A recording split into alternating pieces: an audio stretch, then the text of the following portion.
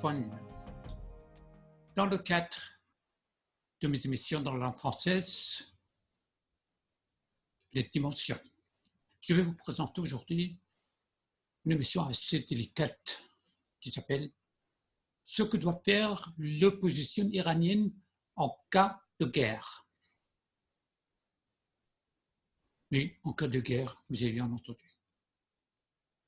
Vous savez bien, avec la montée de la tension entre le régime islamique et les États-Unis, la possibilité d'une guerre est en l'air, bien que personne ne cherche la guerre. Le régime continue de mettre le doigt dans l'engrenage. Le drone américain a battu le mois dernier et l'attaque récente, tout probablement par le régime, contre les 2 sites pétroliers saoudites. On sent des preuves ça. Chaque jour, la tension monte. Dans le golfe Persique, le nombre des troupes des États-Unis accroît. À l'autre côté, le régime islamique réagit par un défilé militaire à Téhéran, une manœuvre d'intimidation contre le grand Satan. Le mot qui était déjà très souvent utilisé par l'ayatollah Khomeini. Le grand Satan, ce sont les Américains. Vous, les provocations de Mollah, les preuves de la guerre sont apparemment irréfutables, sinon toujours possibles, bien que les 2 belligérants aient vu déjà la volonté de la guerre. Mais le régime affaibli déjà par les crises économiques, malgré sa faiblesse, se jeter dans la colle de loup, c'est une question à poser. Mais l'avenir le répondra. Dans cette situation où la tension est à son comble, l'opposition se recontacte pour convenir de ce qu'il doit faire pendant une éventuelle guerre. À mon avis, l'opposition ne doit dans aucun cas défendre le régime au nom d'un nationalisme ou bien patriotisme inopportun, ou même rester les bras croisés, tandis que la poule chante en Iran dans les rues. L'ennemi est ici, pas ailleurs. Ils font allusion au régime islamique comme le vrai ennemi qui est là, le mullah. Pas ailleurs, pas les États-Unis, pas l'Arabie saoudite, pas n'importe qui. En effet, le pire ennemi du peuple iranien est aujourd'hui le régime islamique qui réprime le peuple et dérobe le pays. Tous les Iraniens savent déjà ce problème-là et reconnaissent le vrai ennemi. À mon avis, si jamais une guerre se déclenche entre les 2 camps, l'opposition doit en profiter pour faire tomber le régime qui devient dans une telle guerre sans doute plus ébranlé. Le régime qui est déjà affaibli peut être encore ébranlé. La vie parasitique du régime, le régime criminel et corrompu bien sûr, va coûter trop cher pour les Iraniens, surtout qu'on prévoit un embargo des États-Unis contre le régime. ce qui va détériorer la situation socio-économique des Iraniens et aussi augmenter la violence du régime contre le peuple opprimé. Bien entendu, nulle part cherche une guerre.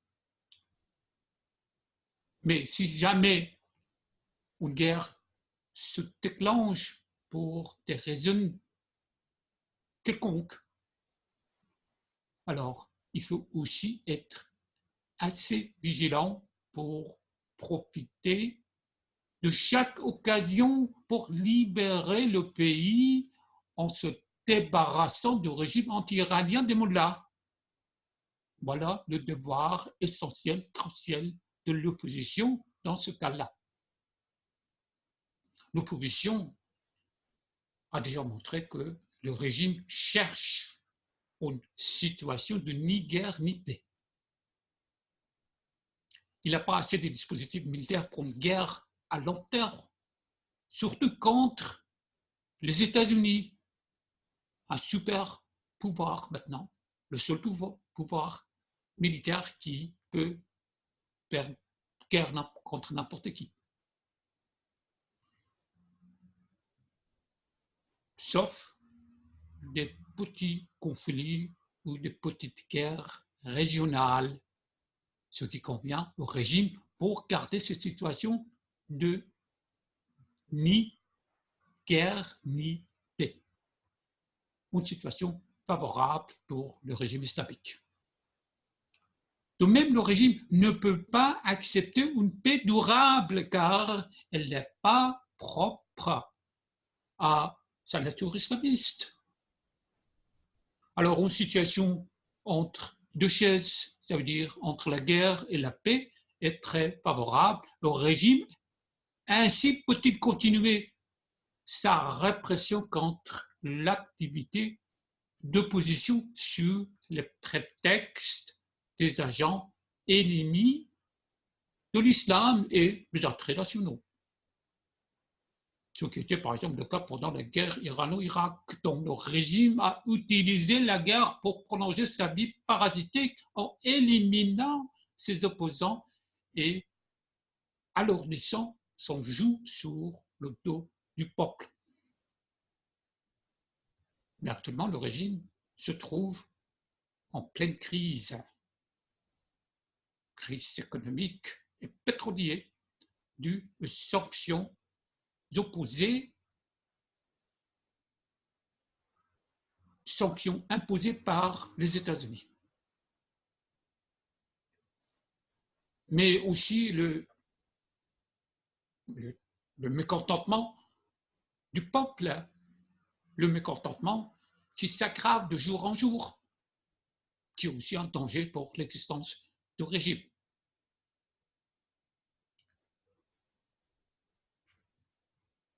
Une très très grande majorité de la population iranienne est contre l'existence parasitique du régime, et le régime le sait bien. Alors, quand je parle de l'opposition ici, et son devoir, je m'adresse bien sûr à la vraie opposition. La vraie opposition, pour vous, mes amis francophones, comme celle qui, par exemple, se battait contre le régime Vichy en France pendant que le pays était occupé par les nazis. Et pas celle qui s'est alignée avec le gouvernement Vichy étaient des collabos. Les Iraniens savent qu'il y a aussi des collabos. Autrement dit, une fausse opposition est assemblée par le régime comme celle qui est montée par le régime, tous les régimes totalitaires. La fausse opposition, ou bien les fausses oppositions plurielles. Plurielles parce qu'il y a une opposition pour chaque couche de la population avec un goût différent. À l'intérieur, comme aussi à l'extérieur qui joue en tant que la cinquième colonne dans les rangs de l'opposition. Ils sont bien sûr exactement comme les collabos à l'époque de l'occupation de France par les nazis.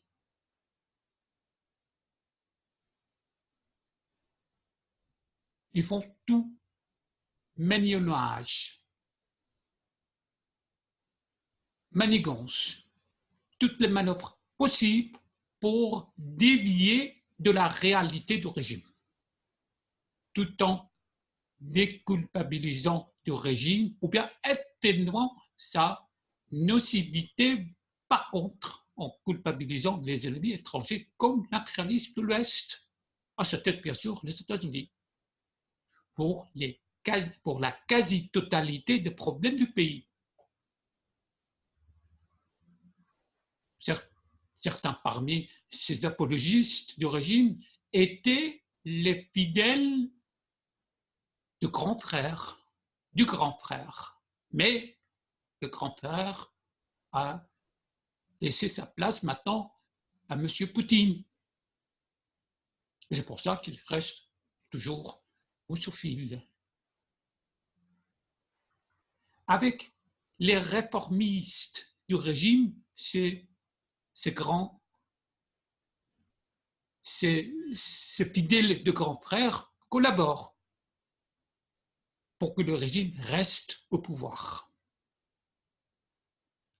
Même s'ils sont mécontents, même s'ils sont parfois aussi eux-mêmes des victimes du régime. Les réformistes du régime sont ceux qui ont été tronqués par le leadership suprême, ça veut dire Ali Khamenei qui succède l'Ayatollah Khomeini qui règne déjà depuis trois dizaines d'années, l'Iran avec la main forte.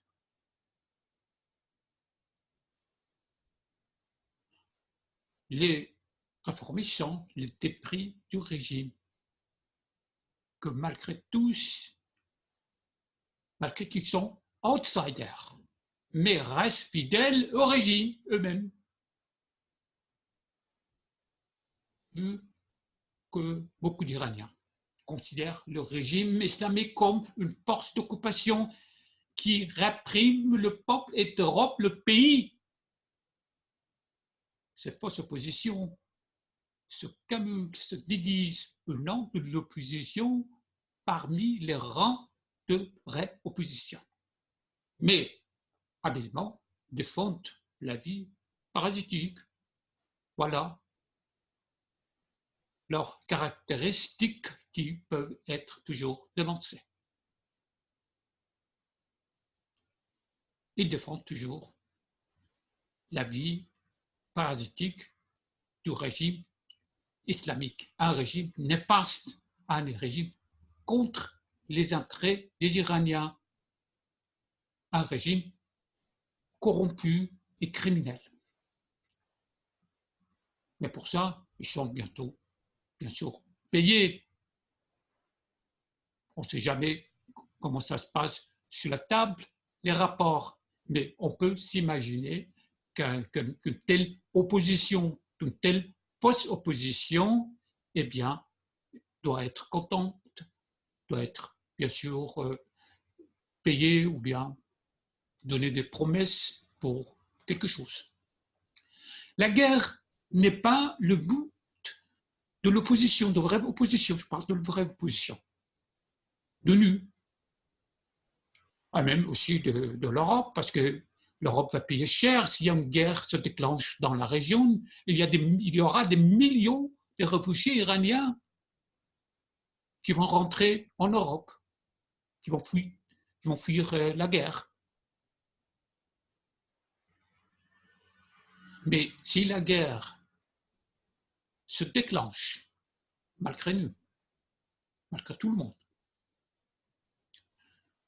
alors dans ce cas-là, dans ce cas de figure très spéciale, l'opposition doit faire les bouchées doubles pour renverser le régime par le peuple iranien, un régime qui est en guerre permanente contre le peuple iranien, un régime qui est haï aujourd'hui en Iran.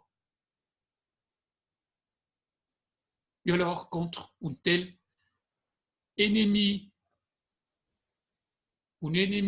contre un ennemi qui est brutal, qui est agressif, toute résistance est légitime. Toute résistance est considérée comme l'autodéfense, ce qui était le cas de la résistance, par exemple, en France, ou bien n'importe quelle résistance contre une force d'occupation, ou bien un gouvernement, un État totalitaire. Voilà mon émission pour vous et à la prochaine fois. Je vous remercie encore une fois.